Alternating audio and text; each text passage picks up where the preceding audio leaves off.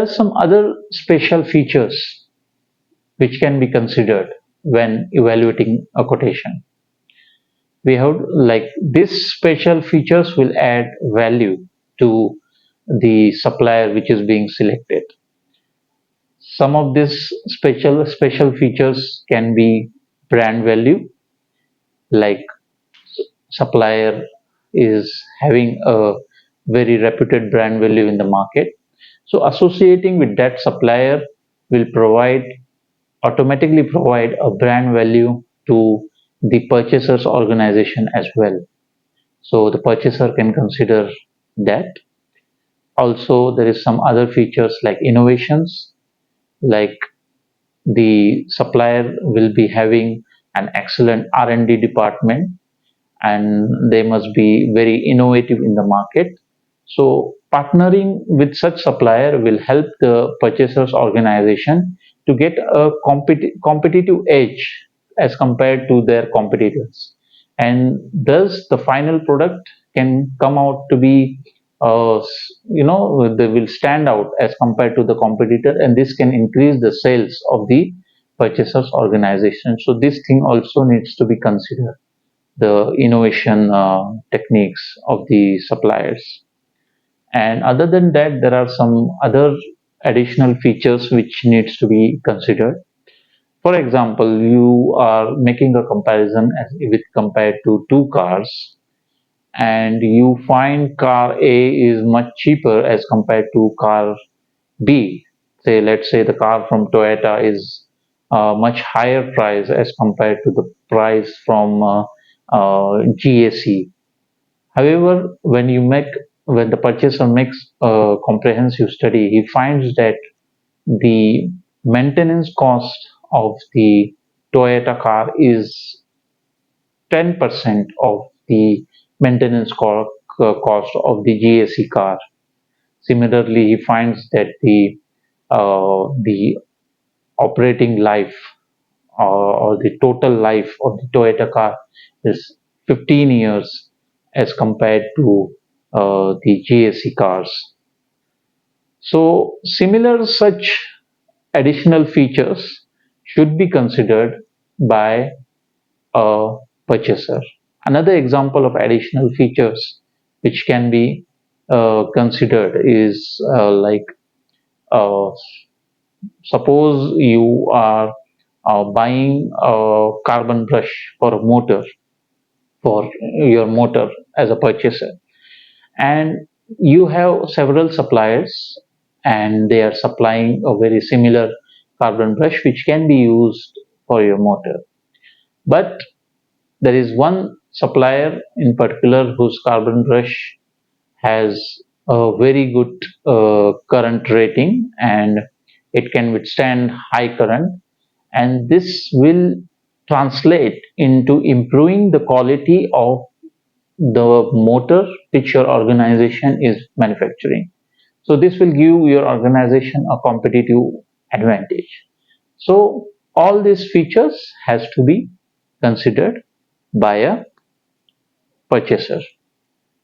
So now once the evaluation is done, the next step is negotiation.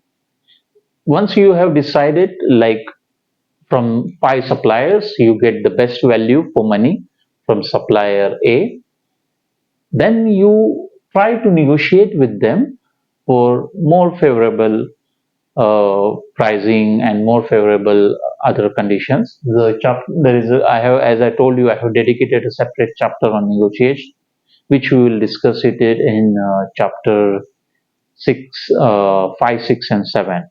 Okay. So once the negotiation is done and the decision is made, then the next step of awarding is done to the selected supplier. The awarding will be in the form of a purchase order or contracts. The purchase order is normally a standard form for not so very high value items and something with a short delivery time or short delivery deadline, while contracts are something very complicated for a longer deliveries which will extend for 3 years or 4 years. So, but majorly in most of the organizations, the majorly way of awarding is through purchase orders. So once the decision has been made, it has to be communicated to the supplier, and a purchase order has to be released. Before and the other unsuccessful suppliers, we have to inform them that because of so and so reasons you cannot be selected, because it's very important to give feedback to the unsuccessful suppliers. Otherwise, in the next uh, requirements, they may not be interested to quote you, and if they don't quote you, you will not have quotations from multiple suppliers to make a comparison. However, before informing them about the rejection, we should ensure that there is, once we release the order to the supplier to whom we have awarded, he should give a formal acceptance in the form of order confirmation that yes, the purchase order and its terms and condition has been agreed, and only then the rejection has to be informed to the other suppliers. Now we will see the contents of a purchase order, how the purchase order is, what are the items mentioned in the purchase orders. The purchase order will mention the price, the unit price, the unit of measurement, whether the quantity, the unit of measurement, like liters, pieces, or kilograms, metric ton. This has to be very carefully mentioned, because if there is no unit of measurement, it may cause a confusion to the supplier. Let's say, suppose there is a liquid and it's been mentioned quantity as 100, but there is no unit of measurement mentioned. So the supplier may interpret it as liters, because the liquids are mostly in liters. However, your purchase order mentions 100 kilogram, but since there is no unit of measurement, the supplier will send you quantity in, say, 100 liters, which will be maybe 10 kilogram, and you will fall short of 90 kg because you did not mention the unit of measurement. So unit of measurement has to be mentioned very clearly. Next, you have to mention the delivery time. The delivery time you have to mention in a very explicit manner.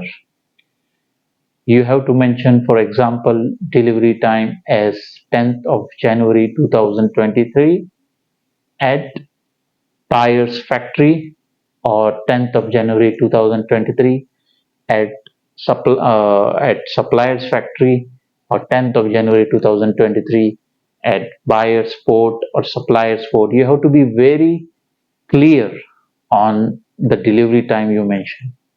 The reason, because it may happen that, let's say you mention the delivery time as 10th of Jan 2023, but it's not clear whether that date is from the supplier's factory, or you want the goods to be ready to be delivered at your factory by 10th of January 2023. And if there is no clarity, it can cause a very catastrophic situation. In either way, it can cause unnecessary stock if the goods come early, or it may cause shortage of the items due to delayed delivery. So the delivery time has to be mentioned very clearly.